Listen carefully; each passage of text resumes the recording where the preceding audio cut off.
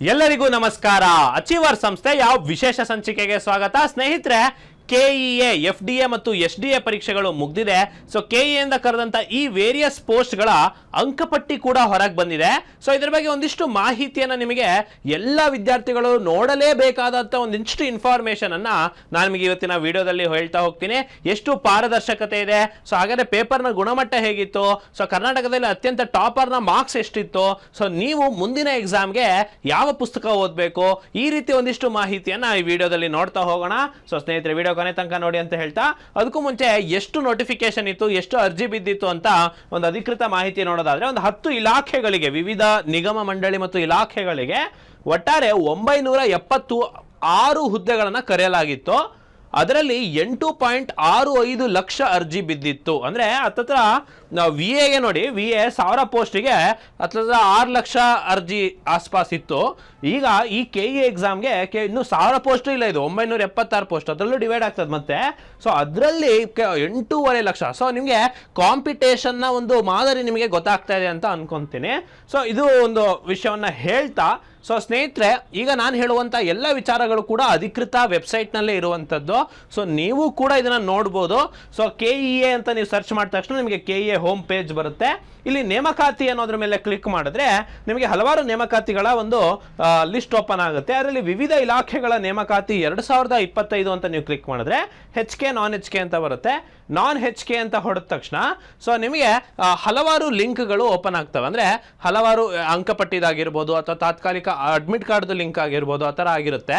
So ನಾನೇನು ಹೇಳಕ್ ಪ್ರಯತ್ನ ಮಾಡ್ತಾ ಇದ್ದೀನಿ ಇವಾಗ ಅಂತಂದ್ರೆ, ಸೊ ನೀವು ಯಾರೇ ಅಭ್ಯರ್ಥಿಗಳದ್ದು ಪಾರದರ್ಶಕವಾಗಿ ಅವರ OMR ಅನ್ನ ನೀವು ಖುದ್ದಾಗಿ ನೋಡ್ಬೋದು ಅಂತ ಹೇಳ್ಬಿಟ್ಟು.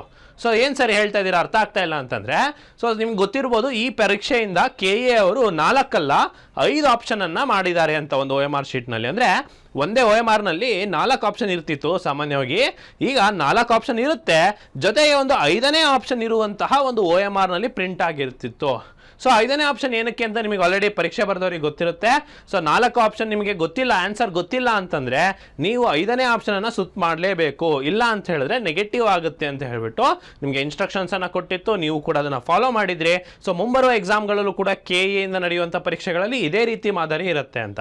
ಸರ್, ಈಗ ಆಯ್ತು, ನಾವು 5ನೇ ಆಪ್ಷನ್ ಅನ್ನ ರೌಂಡ್ ಮಾಡ್ತೀವಿ, ಬಟ್ ಸ್ಕ್ಯಾಮ್ ಮಾಡೋರು ಹೆಂಗಿದ್ರು ಮಾಡ್ತಾರಲ್ವಾ ಸರ್, ಅಂದ್ರೆ ಈಗ OMRನೇ ಚೇಂಜ್ ಮಾಡ್ಬಿಟ್ರೆ ಏನ್ ಮಾಡ್ತೀರಾ ಅಂತ ಸುಮಾರು ಜನ ಈ ತರ ಕೇಳೋರಿಗೆ ಕೆಇಎ ಅವ್ರು ಏನ್ ಮಾಡಿದ್ದಾರೆ ಅಂತಂದ್ರೆ, ಸ್ನೇಹಿತರೆ, ಎಕ್ಸಾಮ್ ಆಗ್ತಿದ್ದಂಗೆ, ಇವಾಗ ಉದಾಹರಣೆಗೆ ನಿನ್ನೆ ಅಥವಾ ಈ ಒಂದಿಷ್ಟು ದಿನಗಳ ಹಿಂದೆ SDA ಎಕ್ಸಾಮ್ ಆಗಿತ್ತು, ಎಕ್ಸಾಮ್ ಆಗ್ತಿದ್ದಂಗೆನೆ ನೀವು ಕೆಇಎದಲ್ಲಿ ಒಂದು ಲಿಂಕ್ ಓಪನ್ ಆಗುತ್ತೆ, ಅಂದರೆ OMR ಡೇಟಾ ಅಂತ ಹೇಳ್ಬಿಟ್ಟು.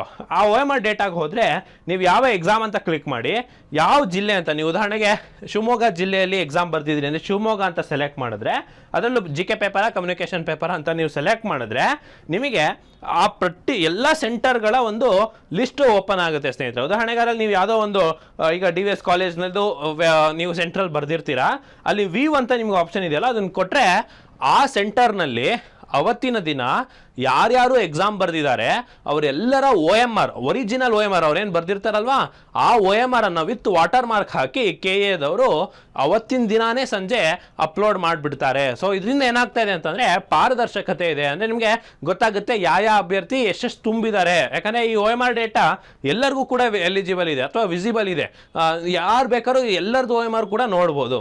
ಸೊ ಇಷ್ಟಾದ್ಮೇಲೆ ಏನು ಮಾಡ್ತಾ ಇದೆ ಅಂದರೆ ಕೆಇಎದವರು ಕೆ ಆನ್ಸರ್ನ ಬೇಗನೆ ಬಿಡ್ತಿದ್ದಾರೆ. ಕೆ ಆನ್ಸರ್ನ ಬಿಟ್ಟು 1 ವಾರಕ್ಕೆ ಅವರ ಸ್ಕೋರ್ ಲಿಸ್ಟನ್ನು ಬಿಡ್ತಾ ಇದ್ದಾರೆ, ಅಂದರೆ ಸ್ಕೋರ್ ಅಂಕಪಟ್ಟಿಯನ್ನು ಬಿಡ್ತಿದ್ದಾರೆ. ಆ ಅಂಕಪಟ್ಟಿಯನ್ನು ನಿಮ್ಮ ಲಾಗಿನ್ ಮಾಡೋ ಮುಖಾಂತರ ನೀವು ನೋಡ್ಕೋಬೋದು. ಒಂದು ನಿಮ್ಮ ಕೆಇಎ ನಂಬರ್ ಹಾಕಿ ನಿಮ್ಮ ಹೆಸರನ್ನು ಹಾಕಿದ್ರೆ ನಿಮ್ಮ ಸ್ಕೋರ್ ಓಪನ್ ಆಗುತ್ತೆ. ನಿಮಗೆ ಸ್ಕೋರ್ನಲ್ಲಿ ಆಕ್ಷೇಪಣೆ ಇದ್ದರೆ 1 ವಾರ ಸಮಯ ಕೊಟ್ಟಿರ್ತಾರೆ. ಆ 1 ವಾರ ಸಮಯದಲ್ಲಿ ನೀವು ಸ್ಕೋರಿಗೆ ಆಕ್ಷೇಪಣೆ ಸಲ್ಲಿಸಿದ್ರೆ ಓಕೆ, ಅಕಸ್ಮಾತ್ ಇಲ್ಲ ಅಂತಂದರೆ 1 ವಾರದ ನಂತರ ಅಂತಿಮ ಸ್ಕೋರ್ ಪಟ್ಟಿಯನ್ನು ಅವ್ರು ತಯಾರು ಮಾಡಿ ಸ್ಕೋರ್ ಲಿಸ್ಟನ್ನು ಬಿಟ್ಟೇ ಬಿಡ್ತಾರೆ. ಸೊ ಅದನ್ನೇ ನಿಮ್ಗೆ ಇಲ್ಲಿ ಅಧಿಕೃತ ಮಾಹಿತಿ ಹೇಳಿರೋದು. ನೋಡಿ, ದಿನಾಂಕ 10 ಮತ್ತು 11ನೇ ತಾರೀಕಿನ FDA ಎಕ್ಸಾಮ್ ನಡೆದಿತ್ತು. ಸೊ ಅದರ ಒಂದು ಹುದ್ದೆಗಳಲ್ಲಿ 12ನೇ ತಾರೀಕಿಗೆ ಕೀ ಉತ್ತರ ಬಿಟ್ಟಿತ್ತಂತೆ. ಸೊ ಅದರಲ್ಲಿ 14ರಿಂದ ಬೆಳಗ್ಗೆ 11 ಗಂಟೆ ಒಳಗೆ ಅದಕ್ಕೆ ನೀಡಲು ಆಕ್ಷೇಪಣೆಗಳನ್ನು ನೀಡೋಕ್ಕೆ ಅವಕಾಶ ಸಲ್ಲಿಸಿತ್ತು. ಜೊತೆಗೆ ಸ್ವೀಕೃತವಾದ ಆಕ್ಷೇಪಣೆಗಳನ್ನು ತಜ್ಞರ ಸಮಿತಿ ಮುಖಾಂತರ ಪರಿಶೀಲನೆ ಮಾಡಿಬಿಟ್ಟು ಅವರ ಶಿಫಾರಸ್ ಮೇರೆಗೆ 17ನೇ ತಾರೀಕು ಅಂತಿಮ ಕೀ ಉತ್ತರ ಬಿಟ್ಟಿದ್ವಿ ಅಂತ ಅವ್ರು ಹೇಳ್ತಿದ್ದಾರೆ. ಅದರಂತೆ ಕೀ ಉತ್ತರಗಳನ್ನು ಬಿಟ್ಟಂತಹ 19ನೇ ತಾರೀಕು ತಾತ್ಕಾಲಿಕ ಅಂಕಪಟ್ಟಿಯನ್ನು ಪ್ರಕಟಿಸಿದ್ರು. ಆಮೇಲೆ 21ನೇ ತಾರೀಕು ತನಕ ಆಕ್ಷೇಪಣೆಗೆ ಟೈಮ್ ಕೊಟ್ಟಿದ್ರು. ಈಗ 21ನೇ ತಾರೀಕು ಏನು ಆಕ್ಷೇಪಣೆ ತೆಗೆದುಕೊಂಡ್ರು, ನಂತರ ನೋಡಿ ಮುಂದುವರೆದು ಇಲಾಖಾವಾರು ಅಭ್ಯರ್ಥಿಗಳು ಗಳಿಸಿದ ಅಂಕಪಟ್ಟಿಯನ್ನು ಪ್ರಕಟಿಸಿತ್ತು.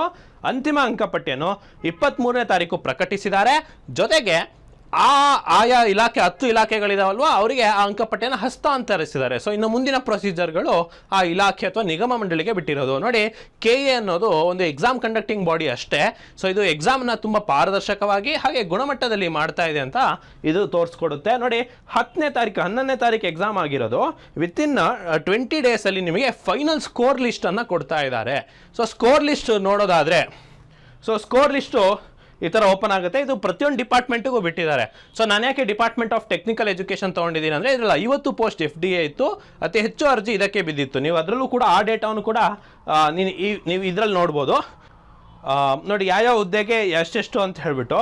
ಸೊ ನೋಡಿ, ರಾಜೀವ್ ಗಾಂಧಿ ಆರೋಗ್ಯ ವಿಜ್ಞಾನಗಳ ವಿಷಯದಲ್ಲಿ ಕಿರಿಯ ಸಹಾಯಕರ 25 ಹುದ್ದೆಗೆ 55,923 ಮಂದಿ, 12 ಸಹಾಯಕರ ಹುದ್ದೆಗೆ 34,000 ಅರ್ಜಿ. ಈ ಥರ ಅಧಿಕೃತ ಮಾಹಿತಿ ನಮಗೆ ಲಭ್ಯ ಇದೆ. ಸೊ ಹಾಗಾಗಿ ಬರೆದಿರುವಂತಹದ್ರಲ್ಲಿ ಸ್ಕೋರ್ ಲಿಸ್ಟನ್ನು ನೋಡಿದಾಗ ತುಂಬ ಏನಾಯ್ತು ಅಂತಂದರೆ, ಇದರ ವಿಶ್ಲೇಷಣೆ ಮಾಡಲೇಬೇಕಂತ ಹೇಳ್ಬಿಟ್ಟು ಅನಿಸ್ತು. ಯಾಕೆಂತಂದರೆ ಸ್ನೇಹಿತರೆ ನೋಡಿ, 8.5 ಲಕ್ಷ ಅರ್ಜಿ ಬಿದ್ದಿದ್ದಂಥದ್ದು. ಅದರಲ್ಲಿ SDA ಹುದ್ದೆನ ಹೊರತುಪಡಿಸಿ FDA ಎಕ್ಸಾಮ್ಗೆ ನೋಡಿದ್ರೆ ನೀವು ಅಟ್ಲೀಸ್ಟ್ 1.5-2 ಲಕ್ಷ ಜನ ಆದರೂ ಪರೀಕ್ಷೆನ ಬರೆದಿದ್ರು. ಸೊ ಅದರಲ್ಲಿ ನೀವು ನೋಡೋದಾದರೆ ಎಲಿಜಿಬಿಲಿಟಿ ಏನು 35% ಮಾರ್ಕ್ಸ್ ಏನಿರುತ್ತೆ ಅಂದರೆ, ನೀವು GK ಪೇಪರಲ್ಲಿ 35%, ಕಮ್ಯುನಿಕೇಷನ್ 35% ಅಲ್ಲ, ಒಟ್ಟಾರೆ 200 ಅಂಕಕ್ಕೆ 35%, ಅಂದರೆ 100ಕ್ಕೆ 35, 200ಕ್ಕೆ 70 ಅಂಕಕ್ಕಿಂತ ಅಧಿಕ ಮಾರ್ಕ್ಸ್ ತೆಗೆದಿರೋರನ್ನ ನಾವು ನೋಡ್ತಾ ಬಂತು ಅಂದರೆ, ಈ ಲಿಸ್ಟ್ನಲ್ಲಿ ಕೇವಲ 10,311 ಜನ ಮಾತ್ರ 70 ಅಂಕಕ್ಕಿಂತ ಅಧಿಕ ತೆಗೆದಿರೋದು. ನಿಮ್ಗೆಲ್ಲರಿಗೂ ಗೊತ್ತು FDA ಪೇಪರ್ ಯಾವ ಥರ ಇತ್ತು ಅಂತ. ನಾನು ಸಹ ಕರೆಂಟ್ ಅಫೇರ್ಸ್ ವಿಶ್ಲೇಷಣೆಯನ್ನು ಮಾಡಿದ್ದೆ. ಸೊ ಸ್ನೇಹಿತರೆ, 10,311 ಜನ ಮಾತ್ರ 35% ಅಂಕ, ಅಂದರೆ ಒಂದು ಪರೀಕ್ಷೆಯಲ್ಲಿ 200ಕ್ಕೆ 35%, ಅಂದರೆ 70 ಅಂಕಕ್ಕಿಂತ ಜಾಸ್ತಿ ತೆಗೆದವರು ಕೇವಲ 10,000 ಜನ ಅಷ್ಟೇ. ಆದರೆ ನೋಡಿ, ಅರ್ಜಿ ಎಷ್ಟು ಬಿದ್ದಿತ್ತು ನೆನಪು ಮಾಡ್ಕೊಳ್ಳಿ, 8,35,000 ಹತ್ತತ್ರ ಅರ್ಜಿ ಬಿದ್ದಿತ್ತು. ಅದರಲ್ಲಿ 10,000 ಜನ ಎಲಿಜಿಬಿಲಿಟಿಯನ್ನು ಹೊಂದಿರುವಂಥದ್ದು, ಅಂದರೆ 35%ಗಿಂತ ಅಧಿಕ, 70ಕ್ಕಿಂತ ಅಧಿಕ ಮಾರ್ಕ್ಸನ್ನು ತೆಗೆದಿರುವಂಥದ್ದು. ಸೊ ಈಗ ಅದೇ ವಿಶ್ಲೇಷಣೆಯನ್ನು ಮಾಡ್ತಾ ಹೋದಾಗ ಎಲ್ಲರದ್ದು ಸ್ಕೋರ್ ಲಿಸ್ಟ್, ಅವ್ರ ನೇಮು ಎಲ್ಲ ನೋಡ್ತಾ ಹೋಗ್ತಾ ಇದ್ದಂಗೆ ನನಗೆ ಇದೊಂದಿಷ್ಟು ಮಾಹಿತಿ ನೋಡೋದಾದರೆ, 2 ಪೇಪರ್ ಸೇರಿ ಕರ್ನಾಟಕದ ಟಾಪರ್ ಏನಿದಾರಲ್ವಾ, ಸೊ ಅವ್ರದ್ದು ಮಾರ್ಕ್ಸ್ ಎಷ್ಟು ನೋಡಿದ್ರೆ 140.75. ಸ್ನೇಹಿತರೆ ನೋಡಿ, ಇದರಿಂದ ಗೊತ್ತಾಗುತ್ತೆ ಪೇಪರ್ನ ಗುಣಮಟ್ಟ ಹೇಗಿತ್ತು. ಸೊ ಹಾಗೆ 140 ಹೈಯೆಸ್ಟ್ ಮಾರ್ಕ್ಸ್ ಕರ್ನಾಟಕದಲ್ಲಿ ಅನ್ನೋದು ನೀವು ಇದರಲ್ಲಿ ಗಮನಿಸ್ಬೋದು. ಜೊತೆಗೆ GKಯಲ್ಲಿ ಅತ್ಯಂತ ಹೆಚ್ಚು ಮಾರ್ಕ್ಸು 73.25 ಇದೆ. ಮತ್ತು ಇನ್ನೊಂದು ವಿಶೇಷತೆ ಇದೆ, GKಯಲ್ಲಿ 70ಕ್ಕೂ ಹೆಚ್ಚು ಅಂಕ ಪಡೆದವ್ರು ಕೇವಲ 8 ಜನ ಕರ್ನಾಟಕದಲ್ಲಿ. ಸೊ ಒಂದು ವಿಷಯ ನೀವು ನೋಡ್ತಾ ಇರ್ಬೋದು, ಸ್ಕೋರ್ ಲಿಸ್ಟಿಂದ ನಮಗೆ ಎಷ್ಟೆಲ್ಲ ಮಾಹಿತಿ ಗೊತ್ತಾಗ್ತಿದೆ ಅಂತ. ಹಾಗೆಯೇ ಕಮ್ಯುನಿಕೇಷನ್ ಪೇಪರ್, ಸುಮಾರು ಜನ ಕನ್ನಡ, ಇಂಗ್ಲೀಷ್, ಕಂಪ್ಯೂಟರ್, ಈ ಬಾರಿ ಕನ್ನಡ ಕಷ್ಟ ಬಂದಿತ್ತು ಸರ್, FDA ಪೇಪರಲ್ಲಿ ಕಂಪ್ಯೂಟರ್ ಸ್ವಲ್ಪ ಅನ್ಕನ್ವೆನ್ಷನಲ್ ಆಗಿ ಕ್ವಶನ್ ತೆಗ್ದಿದ್ದ ಅಂತ ಅಂದ್ರೂ ಕೂಡ.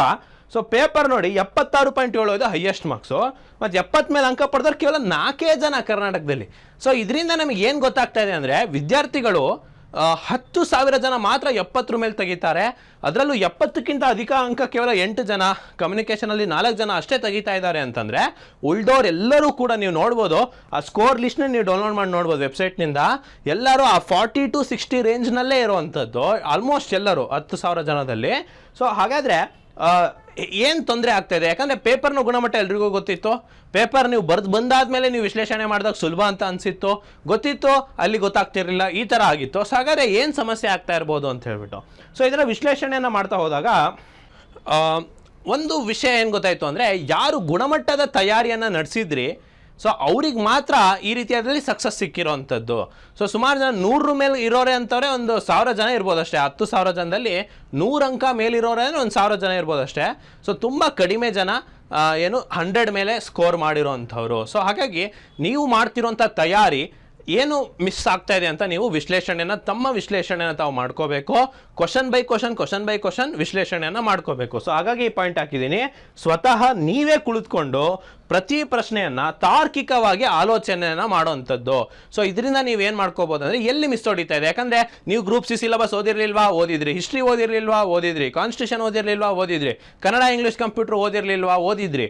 ಅಥವಾ ಕ್ವಶನ್ ಪೇಪರ್ಸ್ ಬಿಡಿಸಿರ್ಲಿಲ್ವಾ, ಬಿಡಿಸಿದ್ರಿ. ಆದ್ರೂ ಕೂಡ ನಿಮಗೆ 140 ಕರ್ನಾಟಕದಲ್ಲಿ ಹೈಯೆಸ್ಟು, 100 ಮೇಲೆ ತೆಗ್ದಿರೋಂಥವ್ರೆ 1000 ಜನ, ಅದರಲ್ಲೂ 70ಕ್ಕಿಂತ ಹೆಚ್ಚು ತೆಗೆದವ್ರು ಕೇವಲ 8 ಜನ. ಸೊ ಹಾಗಾದರೆ ಎಲ್ಲಿ ನಾವು ಮಿಸ್ ಮಾಡ್ತಾ ಇದ್ದೀವಿ ಅನ್ನೋದನ್ನ ನೀವೇ ತಾರ್ಕಿಕವಾಗಿ ಯೋಚನೆ ಮಾಡಬೇಕು ಸ್ನೇಹಿತರೆ. ಸೊ ಆ ಒಂದು ವಿಶ್ಲೇಷಣೆಯನ್ನು ನಿಮಗೆ ಹೇಳಲಿಕ್ಕಂತಾನೆ ಈ ವಿಡಿಯೋನ ಮಾಡಿರೋವಂಥದ್ದು. ಸೊ ಅದ್ರ ಜೊತೆಗೆ ಈಗ ಮೊನ್ನೆ ಅಷ್ಟೇ SD ಎಕ್ಸಾಮ್ ಕೂಡ ನಡೆದಿತ್ತು. SD 325 ಹುದ್ದೆಗೆ 1,33,346 ಅರ್ಜಿ. ಸೊ ನಮ್ಗೆ ಇಲ್ಲಿಂದ ಏನು ಗೊತ್ತಾಗ್ತಾ ಇದೆ ಅಂತ ಹೇಳಿದ್ರೆ, ಅರ್ಜಿ ಎಷ್ಟು ಬಿದ್ದಿದ್ರು ಕೂಡ ಕಾಂಪಿಟೇಷನ್ ಕೊಡ್ತಿರೋ ಅಂಥವ್ರು ತುಂಬ ಕಡಿಮೆ ಜನ. ಯಾಕಂತಂದರೆ ತುಂಬ ಜನ ಸಮಯವನ್ನು ವ್ಯರ್ಥ ಮಾಡ್ತಾ ಇದ್ದೀರಾ. ಯಾಕಂತಂದರೆ ನೀವು ನೋಡಿದ್ರೆ ಗೊತ್ತಾಗ್ಬಿಡುತ್ತೆ, ಕೇವಲ 10,000 ಜನ ಮಾತ್ರ ಎಲಿಜಿಬಲ್ ಹೊಂದ್ತಾ ಇದ್ದೀರಾ ಅಂತಂದರೆ ನೀವು ಸರಿಯಾಗಿ ಪ್ರಿಪರೇಷನ್ ಮಾಡ್ತಾ ಇಲ್ಲ ಅಂತ ಹೇಳ್ಬಿಟ್ಟು. ಸೊ ಹಾಗಾದರೆ ನೀವು ಓದುವಂತಹ ಪುಸ್ತಕ ನಿಮಗೆ ಮಾರ್ಕ್ಸ್ ತಗೋಬರ್ತಿಲ್ಲ ಅಂದರೆ ನೀವು ಯಾವಾಗಲೂ ಕೂಡ ವಿಶ್ಲೇಷಣೆ ಮಾಡಬೇಕು. ಒಂದು ಪೇಪರ್ ಹಾಕಿದ ತಕ್ಷಣ, ಈಗ ಉದಾಹರಣೆಗೆ ಕರ್ನಾಟಕ ಇತಿಹಾಸದ ಕ್ವಶನ್ ನೀವು ನೋಡಿರ್ತೀರಾ. ಸೊ ನೋಡಿದ ತಕ್ಷಣ ಇರುವಂಥ ನೀವು ಯಾವುದೋ ಒಂದು ಪುಸ್ತಕ ಓದ್ತಿರ್ತೀರಾ, ಆ ಪುಸ್ತಕದಲ್ಲೇ ನೋಡಿ ಕೊಟ್ಟಿರುವಂಥ ಕ್ವಶನ್ಗೂ ಅಲ್ಲಿರುವಂಥ ಪಾಯಿಂಟ್ಸಿಗೂ ಸಂಬಂಧ ಇದೆಯಾ, ಅಥವಾ ಅಲ್ಲಿ ಕೊಟ್ಟಿರುವಂಥ ಪಾಯಿಂಟ್ಸ್ನೇ ಕೊಟ್ಟಿದ್ದಾರಾ, ಅಥವಾ ಏನು ಮಾಡ್ತಿದ್ದಾರೆ ಅಂತ ನೀವು ಪ್ರತಿಯೊಂದು ಕ್ವಶನನ್ನು ವಿಶ್ಲೇಷಣೆ ಮಾಡಬೇಕು. ನೀವು ಓದುವಂಥ ಪುಸ್ತಕದಲ್ಲಿ ಆ ಪಾಯಿಂಟ್ ಇದೆಯಾ ಅಂತ ಆ ವಿಶ್ಲೇಷಣೆ ಮಾಡಿದಾಗ ನಿಮಗೆ ಗೊತ್ತಾಗುತ್ತೆ ನೀವು ಓದ್ತಿರೋಂತಹ ಪುಸ್ತಕದ ಒಂದು ರಿವಿಷನ್ ಬುಕ್ ಯಾವ್ದೋ ಓದ್ತಾ ಇರ್ತೀರಾ. ಸೊ ಅದೊಂದೇ ನೀವು ಓದ್ತಿರೋಂಥ ಬುಕ್ನ ಕ್ವಾಲಿಟಿ ನಿಮಗೆ ಗೊತ್ತಾಗುತ್ತೆ. ಸೊ ಹಾಗಾಗಿ ನೀವು ಎಲ್ಲ ಪ್ರತಿಯೊಂದು ಕ್ವಶನನ್ನು ವಿಶ್ಲೇಷಣೆಯನ್ನು ಮಾಡಿ, ಜೊತೆಗೆ ಯಾವ ಸೋರ್ಸಿಂದ ನಿಮಗೆ ಕ್ವಶನ್ ತೆಗಿತಿದ್ದಾರೆ ಅನ್ನೋದನ್ನು ನೀವು ಗಮನಿಸಬೇಕು. ಜೊತೆಗೆ ತಾರ್ಕಿಕವಾಗಿ ವಿಶ್ಲೇಷಣೆಯನ್ನು ಮಾಡ್ತಾ ನಿಮಗೆ ಇನ್ನೊಂದು ವಿಷಯ ಗೊತ್ತಾಗುತ್ತೆ. ಏನು ಅಂತ ಹೇಳಿದ್ರೆ, ನೀವು ಓದ್ತಿರುವಂತಹ ಸೋರ್ಸ್ಗಳು ಸಾಲದು ಅಂತ ಹೇಳ್ಬಿಟ್ಟು. ಉದಾಹರಣೆಗೆ ಕರೆಂಟ್ ಅಫೇರ್ಸ್ ಯಾವುದೋ ಒಂದು ಮ್ಯಾಗ್ಝೀನನ್ನು ಓದ್ತಾ ಇರ್ತೀರಾ, ಅಥವಾ ಬರೀ ನ್ಯೂಸ್ ಪೇಪರ್ ಕಟ್ಟಿಂಗ್ಸನ್ನು ನೀವು ನೋಡ್ತಾ ಇರ್ತೀರಾ. ಸೊ ಹಾಗಾದರೆ ಒಂದೇ ಸೋರ್ಸ್ನಿಂದ ಕರೆಂಟ್ ಅಫೇರ್ಸ್ನ ಮಾಡ್ತಾ ಇರೋದ್ರಿಂದ ನೀವು ಏನಾಗ್ತಿರ್ಬೋದು, ಲಾಸಸ್ ಆಗ್ತಾ ಇರ್ಬೋದು ನಿಮಗೆ ಎಕ್ಸಾಮ್ಸ್ನಲ್ಲಿ ಅಂತ ಹೇಳ್ಬಿಟ್ಟು. ಹಾಗಾಗಿ ನಾನು ಕೂಡ ಕರೆಂಟ್ ಅಫೇರ್ಸ್ ವಿಶ್ಲೇಷಣೆ ಮಾಡಿದಾಗ ಹೇಳಿದ್ದೆ, ಒಂದಲ್ಲ ಹಲವಾರು ಸೋರ್ಸಸ್ ಇದೆ. ಸೊ ನೀವು ಎಲ್ಲಿಂದ ಮಾಹಿತಿ ಸಿಕ್ಕರೂ ಕೂಡ ನೀವು ತೆಗೆದುಕೋಬೇಕು. ಸೊ ಮ್ಯಾಕ್ಸಿಮಮ್ ಸೋರ್ಸ್, ಯಾಕಂದರೆ ನೀವು ಯಾವುದೋ ಒಂದು ಮ್ಯಾಗ್ಝೀನ್ಗೆ ಸೀಮಿತ ಆಗ್ತೀರಾ ಅಂದರೆ ಅದೊಂದಕ್ಕೆ ಸೀಮಿತ ಆಗಿರ್ತೀರಾ. ನೀವು ಆ ಬುಕ್ಕಲ್ಲಿ ಇರೋದನ್ನ ಕೇಳಿದ್ರು ಹೇಳೋದಿಲ್ಲ, ಬುಕ್ಕಲ್ಲಿ ಇಲ್ದಿರೋದು ಕೇಳಿದ್ರೆ ಹೇಳೋದೇ ಇಲ್ಲ. ಸೊ ಹಾಗಾಗಿ ನೀವು ಅದನ್ನು ಹೊರತುಪಡಿಸಿ ಎಲ್ಲ ಮ್ಯಾಕ್ಸಿಮಮ್ ಸೋರ್ಸಸ್ಸಿಂದ ವಿಷಯನ ಕಲೆಕ್ಟ್ ಮಾಡಬೇಕಾಗತ್ತೆ.